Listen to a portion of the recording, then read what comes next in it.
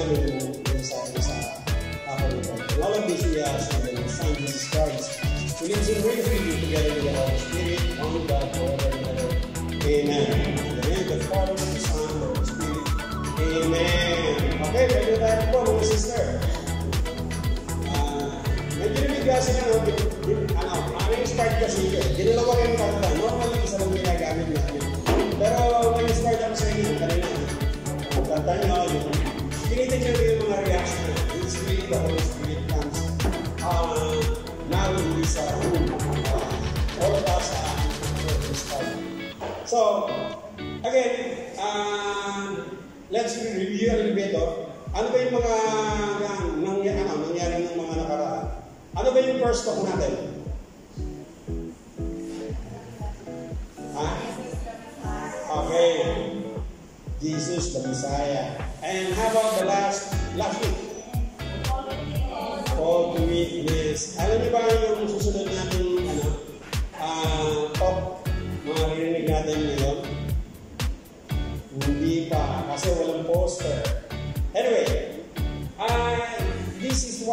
most important thing bilang Kristiyano na dapat lagi natin ginagawa. And hindi ko i-bibig sa inyo kung ano ito, no? It's a surprise, but makikita nyo ito, for most of us Catholics ginagawa natin ito. And I do hope na sana continuously gawin natin ito, maging habit natin ito. Dahil ito yung traditions na nakagis na natin bilang Catholic. So, ang ating motives for today is none other than the husband of the speaker last week. Ito yung lagi ko sinasabi yung pamilyang pag nag-serve hindi lang sila mag-asawa, kundi the whole family. Nakita nyo lang yung tumatambol dito, tsaka yung mga nandun, mga anak nila. At saka yung nagtuturo ng kanta, asawa niya.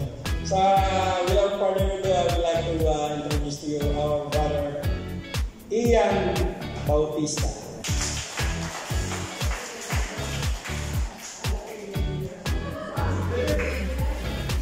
Hello. Right? Siguro ito gamitin ko. Basta po kayong lahat. Pwede ako mag-request kasi hawak-hawak yung mga telepono nyo. Pwede ibaba yung phone nyo. Yun yung una kong request. Kasi alam ko gusto nyo magkaroon ng copy na ma-review.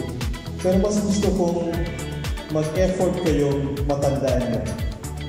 Kasi pag may copy kayong dala-dala nyo, alam nyo pwede nyo balikan. Diba? So mas magandang makikinig kayo. Sino wala last week? Sorry we miss you. Sana nandito kayo. But it's good na nandito kayo today.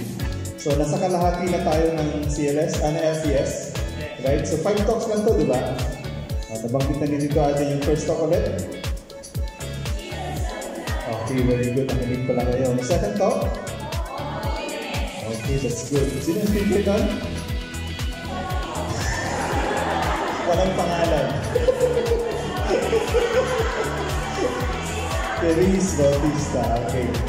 Okay po. Ako po si Ian Bautista. So, yung ako yung pangalan ko kanina nagkakot. Si CJ. He is 19. And of course, our second is 17. Is Ice. Isaiah Joseph. So, the first one is Christian Josh. Isaiah Joseph and Siragel. 10 years old. Yeah. All boys, yes. The only Rose is among the third is my wife. Kaya solo niya. So my topic for today is very important kasi ito yung response ng talk last week. Ano ulit yung talk last week? Okay. Anong take home nyo doon? Yung talk na yun? Loving your neighbor. Sacrifice. Okay. Ano ba? Tama ba sila, Tris? Tama. So bakit ko sinasabi yung response for the topic today is the response we have from the previous talks. Kasi Jesus the Messiah, yun yung talk number 1, di ba? Kung sino si Jesus sa buhay niyo. Di ba? Yung last week is about loving God, loving your neighbor. So yun yung pinaka-buod. Okay? And today, we'll be talking about what? Repentance and faith. Repentance and faith is a response dun sa mga nalaman nyo na. So itong talk natin na LCS, cascading siya.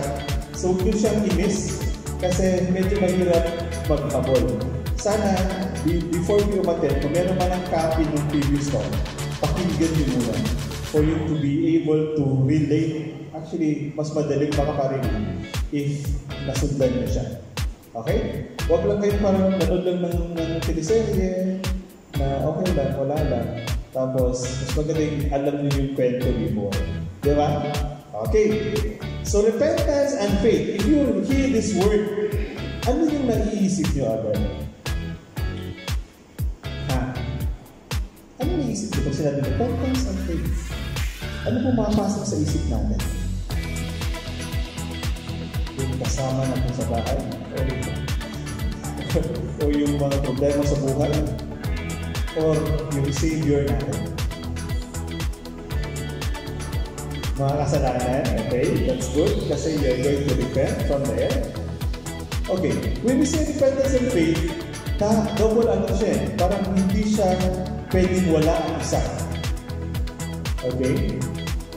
Kasi yung non-believers, it will be good people. Yes? No? But they don't have faith as what we have about our God. Pero it doesn't mean na may faith ka nga, wala namang action, wala namang ka-repent, kulang din. Diba? If you understand that two connections, tapos na ang talk. Pwede natin magtatahan na lang. Okay. Let's mumapa siguro mag-control na lang. Okay. Ito po, memory. So we are called to respond in God's love. Mahal tayo ng Diyos. Amen? Mahal niyo ba siya?